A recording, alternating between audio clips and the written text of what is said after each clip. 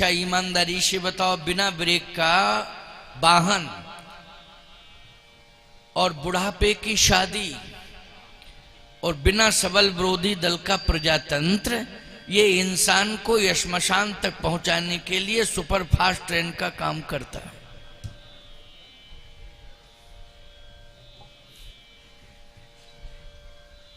नारद जी शादी के चक्कर में थे ना। देखो, शादी करना कोई गलत बात नहीं है। हमारे यहां विवाह एक संस्कार है। पूरे विश्व में भारत में ही विवाह संस्कार है। भारत के अलावा और कहीं संस्कार नहीं है। विवाह को संस्कार मानते ही नहीं। भारत के अलावा तो अन्य देश के लोग विवाह को समझौता मानते हैं।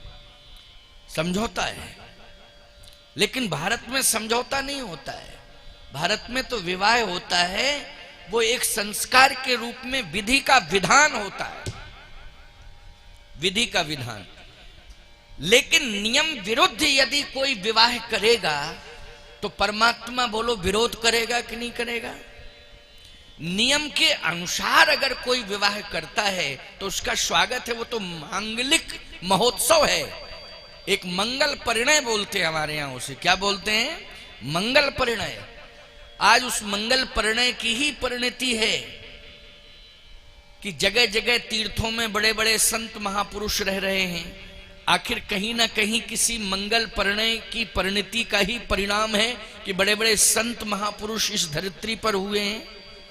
इस धरित्री पर यदि महापुरुषों को उतारा है तो निश्चित रूप से किसी परिणय बंधन ने ही। अरे और छोड़ो जी, महात्माओं की बात छोड़ो, परमात्मा भी इस धरती पर उतरता है तो इस धरती में एक दंपति के योगदान के मूल में परमात्मा भी इस धरती पर अवतार लेता है। उसमें भी एक दंपति का योगदान होता है कि नहीं? लेकिन नारद जी का विवाह बिल्कुल टोटल भगवान नारायण ने होने ही नहीं दिया।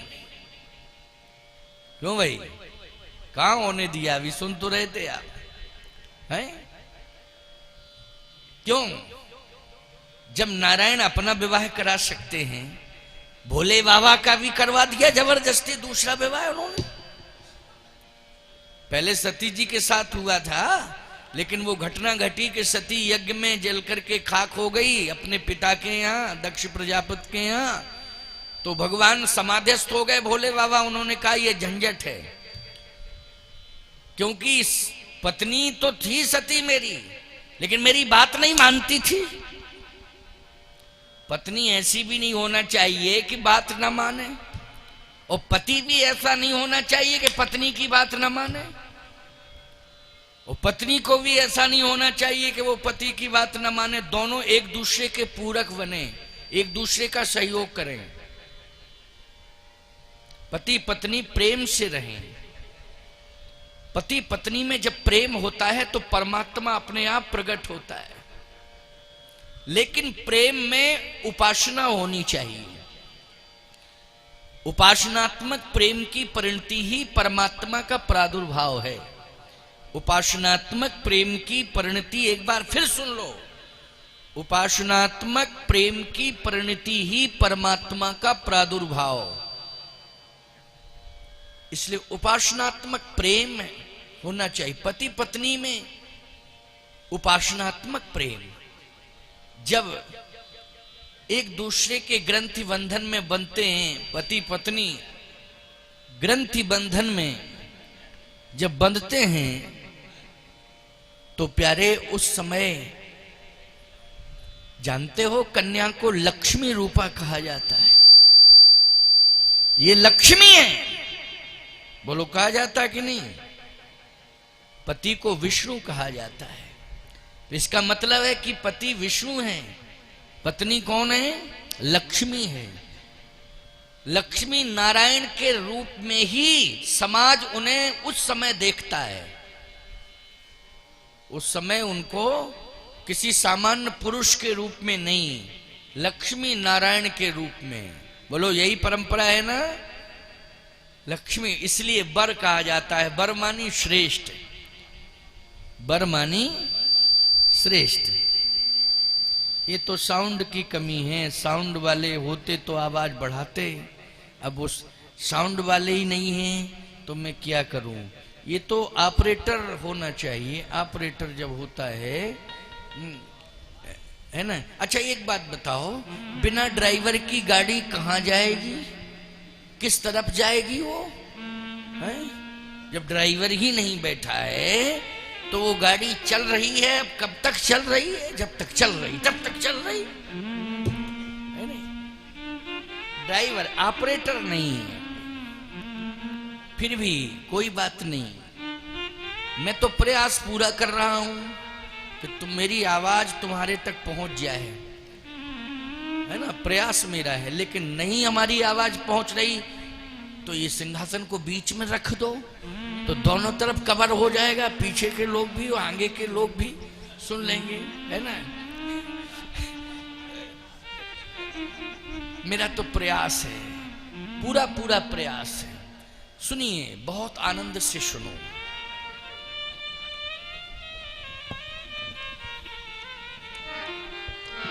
नारायण ने नारद जी का विवाह रोक दिया। क्यों? जब भोले बाबा की शादी करा सकते हैं पार्वती जी के साथ, जब सती जी का अंत हुआ तो पार्वती जी के साथ किसने विवाह करवाया? भोले बाबा का। पहल किसने की थी? स्वयं भगवान ने। मम विनती अब सुनो शिव, जो मोह पर निज नेह है, तो जाहे विवाहों सैल जाए, यह मोह मांगे देव। तो यहां शादी रोक रहे हैं नारद जी की। अरे नारद भी बाबा और भोले भी बाबा, दोनों बाबा हैं। तो जो एक बाबा की शादी करा सकते हैं तो दूसरे की रोक क्यों रहे हैं? आखिर उस बाबा में इस बाबा में क्या अंतर है? भजन करने वाले भोले बाबा भी हैं, भजन करने वाले नारायण का भजन करने वाले नारद जी भी हैं। सबसे ज्यादा भजन करते हैं नारद जी। नारायण नारायण नारायण, जहां भी जाते हैं वहां नारायण नारायण की ध्वनि, इसके अलावा और कुछ नहीं। परंतु कारण क्या है? कारण साध्वी जी तो बताती हैं, लेकिन उन्होंने समय के अभाव में बता नहीं पाया होगा। कोई भी वक्ता बैठता कथा कहने के लिए वो भी बता देता, लेकिन शायद बताया आपने कि नहीं? क्यों नहीं? उन्हें भी शायद। अच्छा अच्छा, कह रही हैं आप बता दीजिए।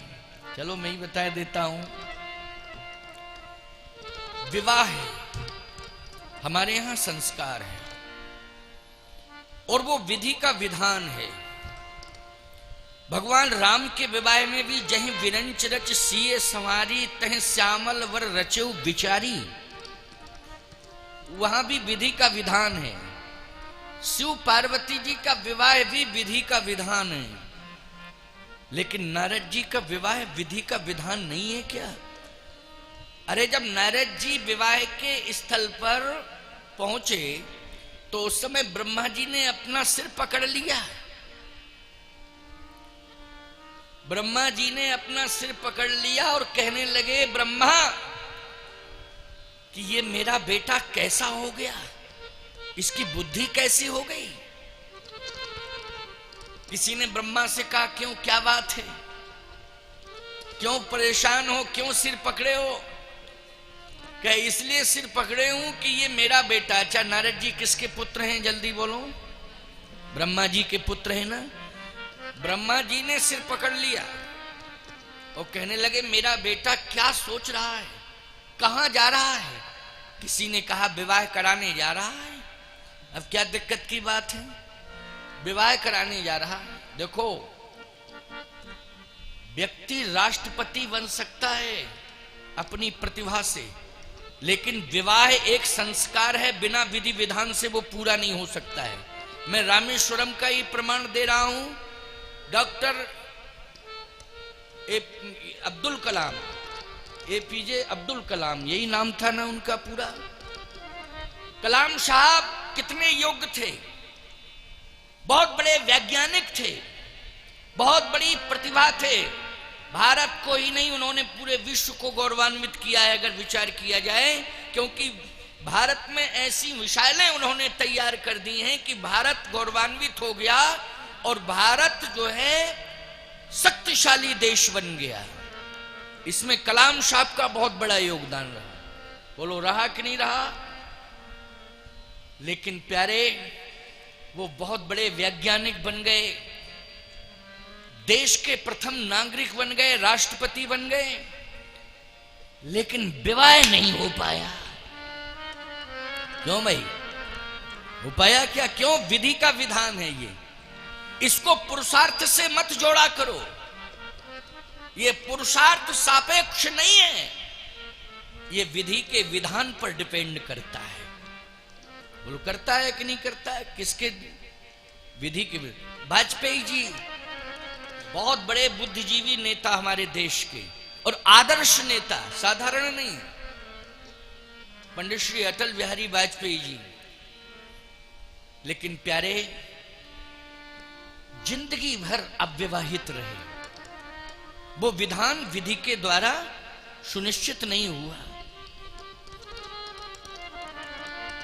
एक रिक्शा चलाने वाले की शादी हो जाती है, बोलो हो जाती है कि नहीं? मजदूरी करने वाले मजदूर की 2-2, 4-4 शादियां हो जाती हैं।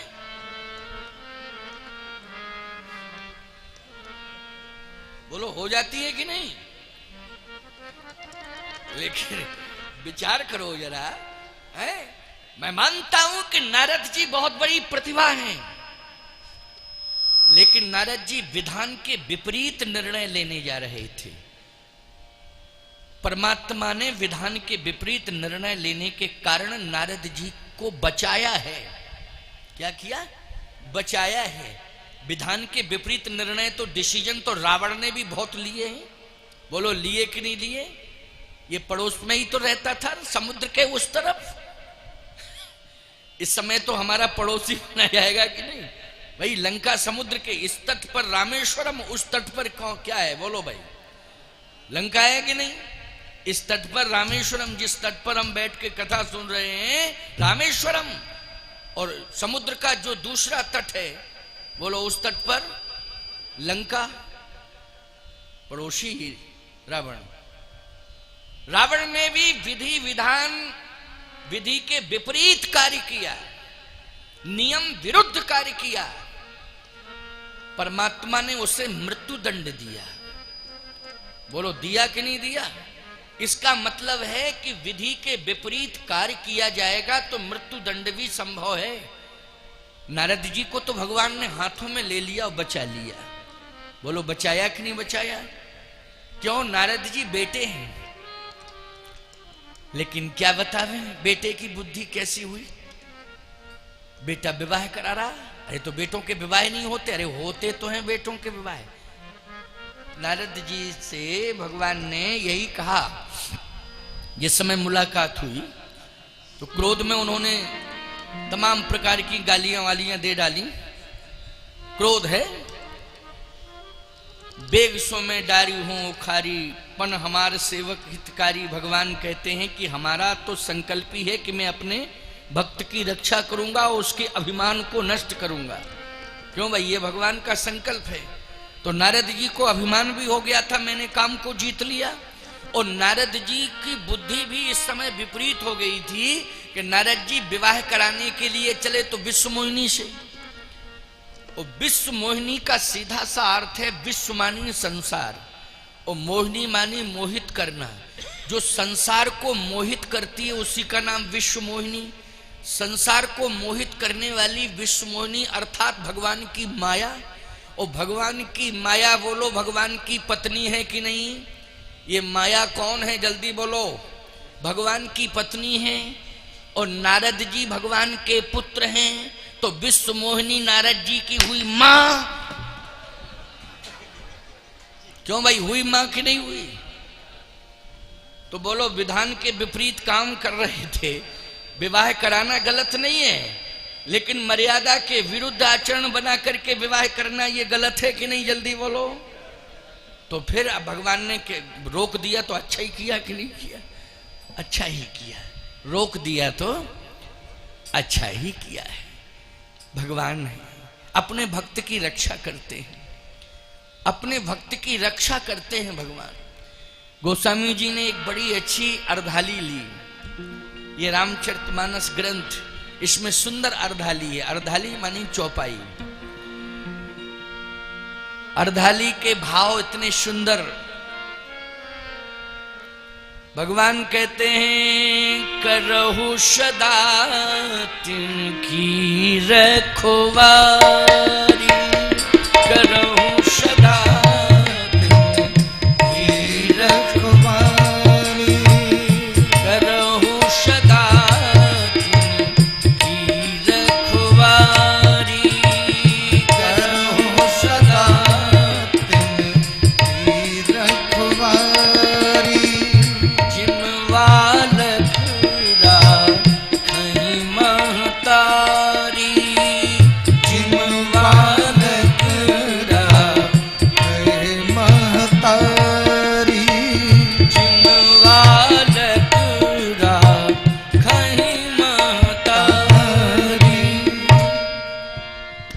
सदा तिनकी रखवारी। जैसे मां बेटे को संभालती है, बाप उतना नहीं संभालता है जितना मां संभालती है। क्यों संभालती है ना मां? बाप भी संभालता है लेकिन मां से ज्यादा नहीं। मां ने कितने बार संभाला, जरा सुनना, एक बड़ा सुंदर भाव है। 9 महीने तक अपने उदर में संभाला। अगर मां के सामने 56 प्रकार के व्यंजन आ गए और कोई व्यंजन उन 56 प्रकार के व्यंजनों में भी कोई बहुत ही उसका प्रिय व्यंजन है, तो उसने एक बार हाथ बढ़ाया, उसे उठा लिया और उठा के जीभ पर भी रख लिया। लेकिन उदर में पलने वाले अपने बेटे की याद आ गई कि ये व्यंजन मुझे तो टेस्टी लगेगा, स्वादिष्ट लगेगा, लेकिन मेरे बेटे को नुकसान पहुंचाएगा। चाहे बेटी हो चाहे बेटा हो, मेरा बालक मेरे उदर में है, मेरा बेटा मेरे उदर में है। अगर मैं इस व्यंजन को ग्रहण कर लूंगी तो बहुत नुकसान होगा। तो जिह्वा पर आया हुआ व्यंजन भी बेटे के कारण वो उसे जीभ से दूर कर देती है। करती है कि नहीं करती है? हैं? सोचो जरा। हम तो कहते हैं बाप नहीं कर सकता ये। जैसे बाप बेटा दोनों बैठे हो एक ही थाली में भोजन कर रहे हो, समझना मेरी बात को। बाप और बेटे दोनों बैठे हो जाता प्राय कभी कभी। बाप कहता बेटे से बैठ बैठ बैठ, दोनों बैठे हैं।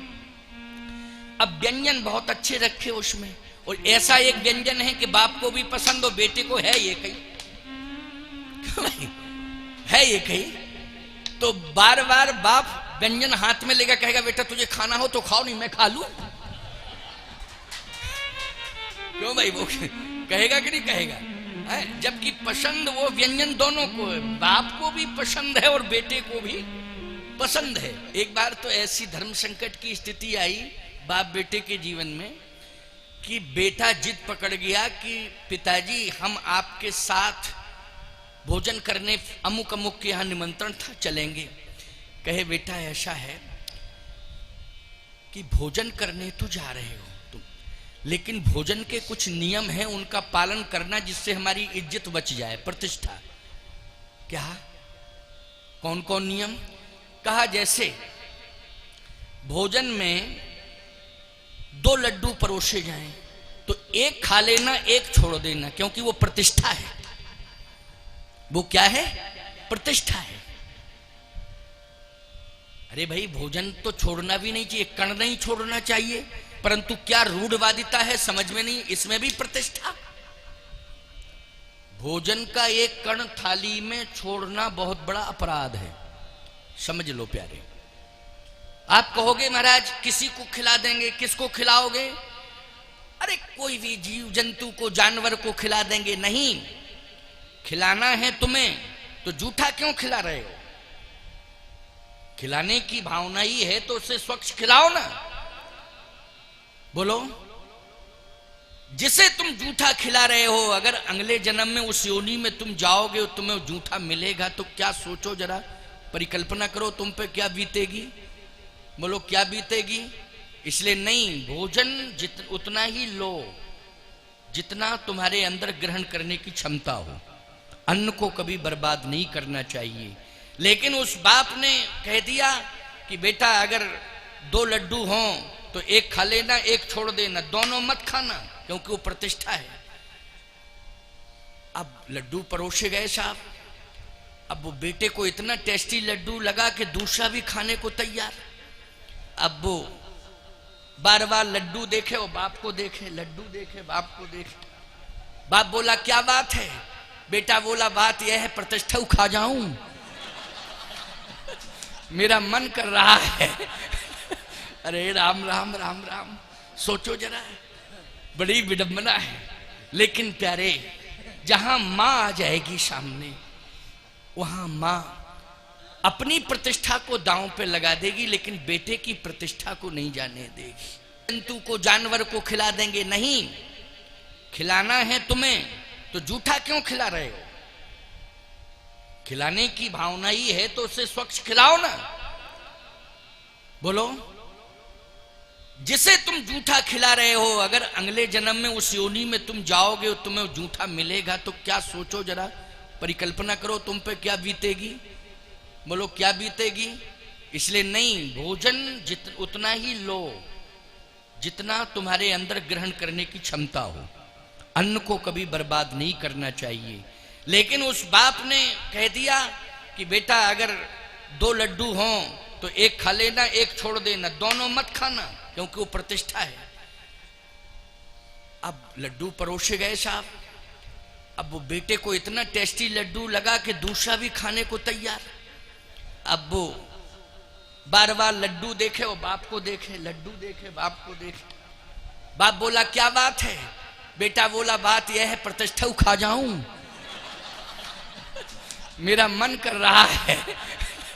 अरे राम राम राम राम, सोचो जरा, बड़ी विडंबना है। लेकिन प्यारे, जहां मां आ जाएगी सामने, वहां मां अपनी प्रतिष्ठा को दांव पे लगा देगी, लेकिन बेटे की प्रतिष्ठा को नहीं जाने देगी। बोलो भाई, वो मां है। अनंत कष्टों का वर्ण करने के बाद जब इस धरित्री पर संतान आती है तो सबसे पहले मां ही उठा के हृदय से लगाती है। जबकि आप सब जानते हो कि उस समय जिंदगी और मौत की लड़ाई लड़ी जाती है। लेकिन ऐसी कंडीशन में जहां जिंदगी और मौत की लड़ाई लड़ी जा रही हो, लेकिन जैसे ही बेटा हो चाहे बेटी हो धरती पर आया, उठा के हृदय से लगा लेती, वो मां है। अगर जनवरी की ठिठुरती ठंडी है और बेटे ने बिस्तर गीला कर दिया तो मां गीले पर लेट गई, रात भर सूखे पर अपनी छाती पर बेटे को सुलाया। बोलो सुलाया कि नहीं। क्यों, मेरे बेटे को ठंडी न लग जाए। इस समय ठंडी बहुत पड़ रही है, मेरे बेटे को ठंडी प्रभावित न कर दे। तो स्वयं गीले पर लेट गई, रात्रि भर ठंडी सहती रही, लेकिन अपने बेटे को हृदय पर सुलाए रही। वो मां है। इतना प्यार क्या पिता दे सकता है, बोलो, जितना मां देती है। चम्मच में दूध भी रखा तो 10 बार फूंक लिया कि कहीं दूध गर्म ना हो, बेटे के मुंह में छाले ना पड़ जाए। बोलो कितना सोचती है मां, कितना सोचती है। और सुन लो, बेटा छोटा है, मां गृह कार्य में संलग्न है, मान लीजिए भोजन ही बना रही है, चलिए अब वो इस कंडीशन में है कि बेटे को संभाल नहीं सकती है, क्योंकि हाथ गीले हैं, आटा लगा रही है, आटा गूंथ रही है, हाथ गीले हैं और बेटे को संभाल नहीं सकती। वो बेटा रो रहा है तो वो अपने पति की ओर देखती है, वो कहती है 10 मिनट के लिए इसको संभाल लो, केवल 10 मिनट के लिए। तो वो भी कहता है क्यों नहीं, बिल्कुल। वो उठाता है बेटे को, क्योंकि रो रहा है। वो उठाया बाप ने, हाथ में लिया, लेकिन रोना बंद नहीं किया उसने, फिर उसने हिलाया जुलाया, हुआ है, रहुआ है, बहुआ है, जाने क्या क्या कौन कौन सी भाषाएं बोलते रहते हो उसको छुपाने के लिए। लेकिन वो चुपता नहीं है, सुनो, वो चुपता नहीं है। उसके रोने का एक्सीलेटर बढ़ता ही जाता है। एक्सीलेटर ही है भाई, क्यों भाई, रोने वाला तेज गति से वो रोना शुरू करता है, वो चुपता नहीं है। तब पिता अपने आपा को खो देता है, बोलो खो देता है कि नहीं, और रसोई में झुंझला के अपनी संतान को ले जाता है, कहा संभालो, इसने बुद्धि खराब कर दी मेरी, यही कहता है वो। लेकिन धन्य है वो माँ, जैसे ही बेटे को रोता देखती है तो हाथ में हाथ धो करके आती है और हाथ में लेती है बेटे को। तो बेटा रो रहा था, लेकिन माँ के हाथ में जैसे ही आया बेटा सोने लगा, रोना बंद, सोना शुरू। बोलो ये किसके हाथों की ताकत है, जल्दी बताओ। ये माँ के हाथ की ताकत है। तो भगवान कहते हैं मैं अपने भक्त को माँ बन के संभालता हूं, पिता बन के नहीं। करऊं सदा तिनकी रखवारी और जिम बालक राखें महतारी। यहां बाप नहीं बना परमात्मा, बोलो क्या बना, भक्त की रक्षा के लिए मां बना, मां, बाप नहीं बना। जबकि वो परम पिता है, बोलो है परम पिता कि नहीं, पिता नहीं परम पिता है। लेकिन वो क्या बनता है नारद के लिए, मां बनता है, बोलो बनता है। प्रहलाद के लिए क्या बनता है, मां बनता है। प्रहलाद के लिए मां बन गया, प्रहलाद को हाथों में लिया, हृदय से लगाया। बोलो मां यही तो करती है, दुखी बेटे को, रोता हुआ बेटे को देखती, हाथों में लेती, हृदय से लगाती है। प्रहलाद के लिए भी वो मां बन गया, ध्रुव के लिए भी मां बन गया। परमात्मा भक्तों के लिए मां बनता है, क्या बनता है, मां की भूमिका का निर्वाह करता है। नारद के लिए भी यहां मां बन गया, रक्षा कर ली नारद की।